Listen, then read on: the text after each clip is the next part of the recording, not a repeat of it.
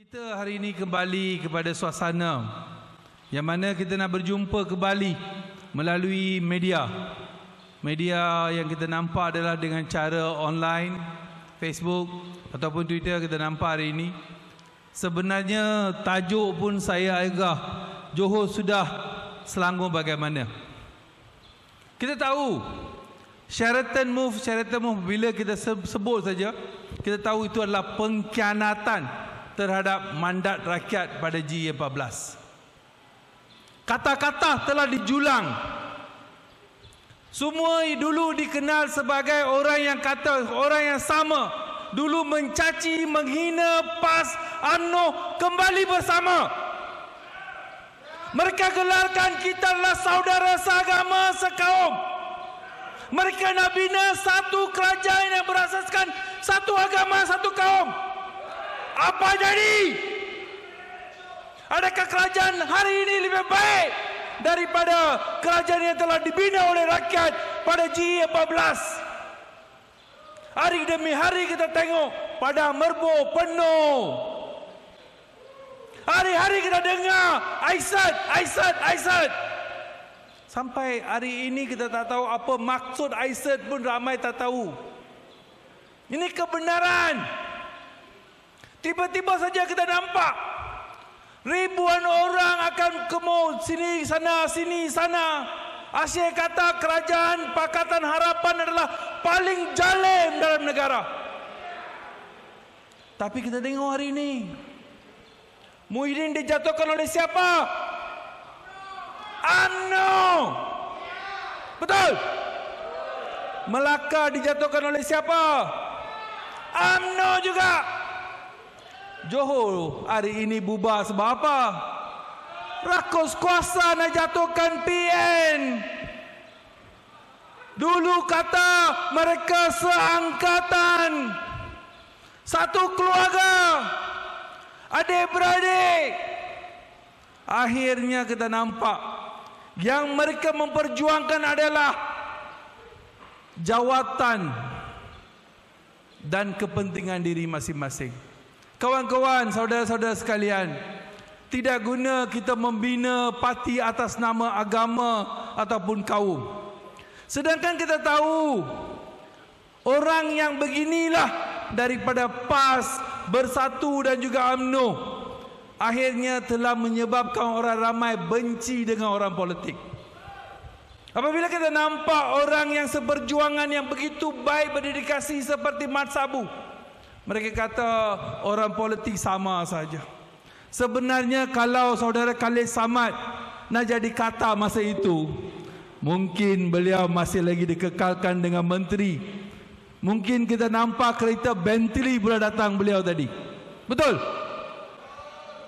Tapi beliau tak pandai. Beliau jadi orang jahat. Beliau dihina, dikritik, dicaci. Begitu juga dengan saudara-saudara daripada DAP, PKR dan Amanah. Kita tahu ramai sebenarnya berdiri teguh. Bersama-sama kita mempereratkan perhubungan kita. Kita tahu sahabat daripada PKR, Amanah dan DAP ramainya pernah menjadi student dekat ISA, Kamunting Camp. Mereka sama-sama perjuangan mereka tak pernah luntur. Mahaguru dia adalah Tun Mahathir lagi siapa lagi. Beliau yang masukkan mereka dalam Kamunting dulu. Dalam ISA mereka bersama-sama telah menyatakan berdekat berdiri. Mereka tak pernah luntur semangat. Kehidupan mereka daripada tiga-tiga parti pemimpin kita nampak semuanya telah menjadi mangsa kepada kerakusan kuasa dahulu. Mereka telah bersama-sama membawa reformasi yang begitu besar. 2018, kerajaan yang tak pernah kita fikir, saya sendiri tak pernah bermimpi, UMNO akhirnya bertumbang juga. Kerajaan Barisan Nasional, MCA, MIC, Gerakan bersama dengan UMNO tumbang. Disebabkan rakyat benci. Benci kerana bukan sebab apa? Rasuah yang begitu besar. Tapi apa yang terjadi? Mereka dengan pandai ungkitkan perkara agama dan kaum. Mereka tahu inilah titik nokta yang sangat penting. Apabila membawa agama dan kaum, mereka percaya mereka boleh pecah belahkan rakyat. Dan hanya mereka menggunakan, tapi sebenarnya yang kita tahu, amanah dengan begitu teguh bertahan. DAP bertahan, PKR pun bertahan. Ada juga kata-kata yang telah melompat. Kata hari ini dijulang tinggi. Kita tahu ini adalah satu pengkhianatan. Tapi rakyat tak berani cakap masa itu sebab apa? Mereka gelarkan diri atas nama agama dan kaum. Inilah kerajaan yang paling suci, paling baik untuk negara. Mereka kata kerajaan pimpinan PH gagal. Sedangkan Muhyiddin dalam kerajaan itu, sedangkan Azmin Ali dalam kerajaan itu, sedangkan Zuraida dalam kerajaan itu, Hamzah ada kerajaan itu, tapi mereka kata PH yang gagal. Tak tahu malu. Sebab apa? Mereka ingat rakyat akan mudah lupa.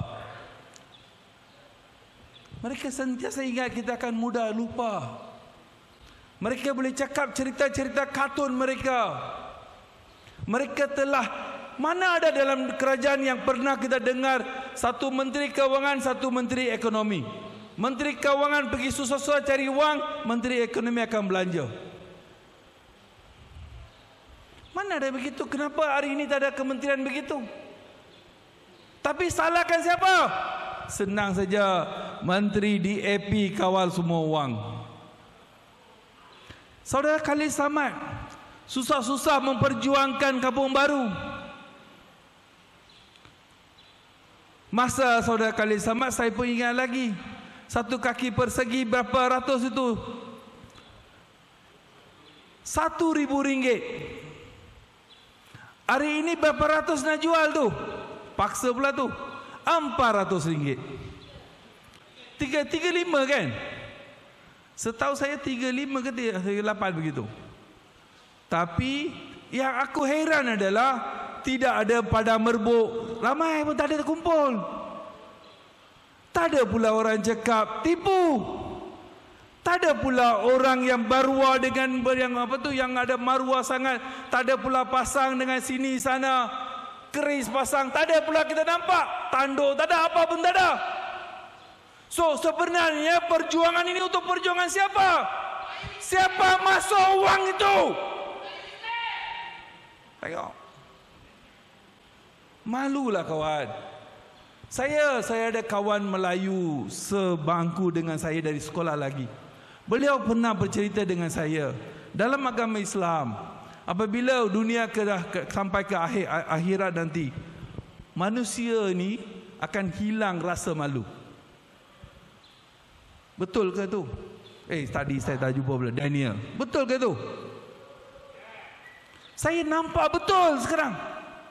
Keadaan ini keadaan mana kita nak sampai satu tahap yang mana saya nampak boleh digelarkan pula orang yang dinyatakan sudah ada conviction, sudah dikatakan mahkamah sudah mendapati bersalah, boleh berjalan dengan begitu megah, dipanggil bosku.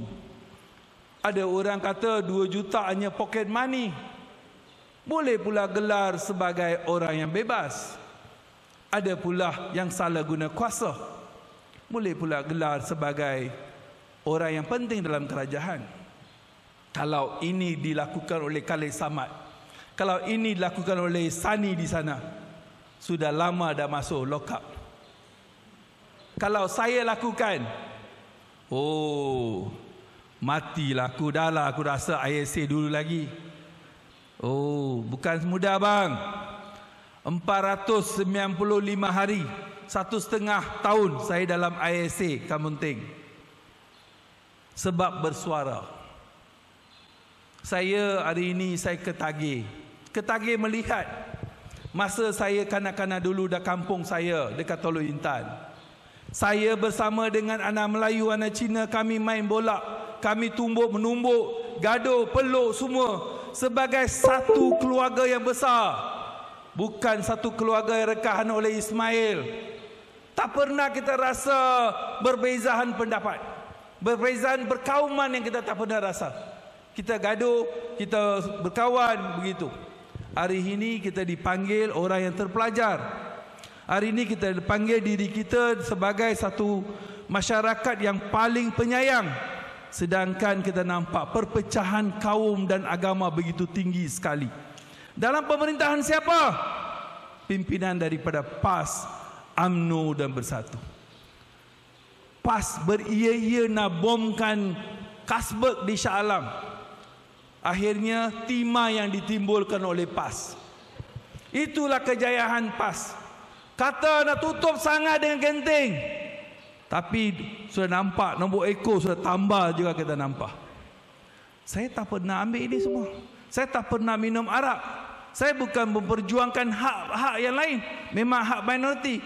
Tapi apabila kita kata sesuatu yang nada dengan begitu keras, kita hanya cuba saya nampak PAS, UMNO dan Bersatu akan membawa kehancuran semata-mata. Adakah kita inginkan negara yang hancur untuk anak-anak kita? Cucu-cucu kita, bagaimana kita nak lihat mereka bergaul, bermesra, dan bagaimana negara kita patut bermaju? Adakah kita nak mundur? Adakah kita nak ekspor amah ke Indonesia nanti dalam 20 tahun akan datang? Adakah kita pula nak cari kerja peluang dekat Vietnam nanti? Adakah anak-anak kita akan menjadi pencari kerja di perantau Asia Tenggara nanti? Kawan-kawan, dari dulu kita dipanggil sebagai Tiger of Asia, Asian Tiger dipanggil. Tapi yang kita faham, anak-anak kita pula ketawakan hanya kucing yang tinggal. Sampai kita nampak pengarah pun kata hutan ditebang baik untuk harimau, sebab dia hanya pandang kucing dekat rumah dia. Inilah masalahnya kawan-kawan. Kalau kita benarkan perasuah, yang mana kita nampak pemimpin mereka di Kelantan ataupun pemimpin di pusat, mana-mana pun pemimpin, apabila mereka tidak berakal, kita nampak otak ini diberi oleh Tuhan supaya kita boleh berfikir, bertindak secara waras. Tapi disebabkan mereka di otak ini penuh dengan rasa benci, rasa perkauman, rasa untuk menjadikan halubah untuk menjaga jawatan dan juga kekayaan dunia semata-mata. Mereka sanggup menggadaikan apa saja. Sekarang mereka dah menggadaikan perpecahan antara kaum. Sekarang mereka nak sangat untuk memperbodohkan rakyat supaya mereka boleh berada tahap di tangga jawatan mereka. Saya harap saudara-saudara sekalian, anak-anak muda, jangan asyik. Saya pun anak muda dulu. Masa saya masuk IAC, saya umur 34. Masa saya masuk IAC, umur 34. Masih lagi muda kan? Saya rasa YB lagi muda daripada saya masa masuk dulu. Ya? Tapi kita nampak perjuangan dan juga kita pergi ke jalanan ini sangat penting supaya kita tak berdiam apabila berlaku ketidakadilan. Saya rasa anak-anak muda ini adalah harapan negara nanti. Kalau kita gagal untuk memimpin ke arah yang baik, kehancuran negara menanti untuk semua. So saya harap saudara sekalian yang menonton di luar sana dan juga saudara sekalian yang berada di sini, ayo jelajah harapan rakyat tak dapat berhenti di sini. Ia perlu bergerak. Kita perlu merampas kembali Putrajaya. Boleh? Terima kasih.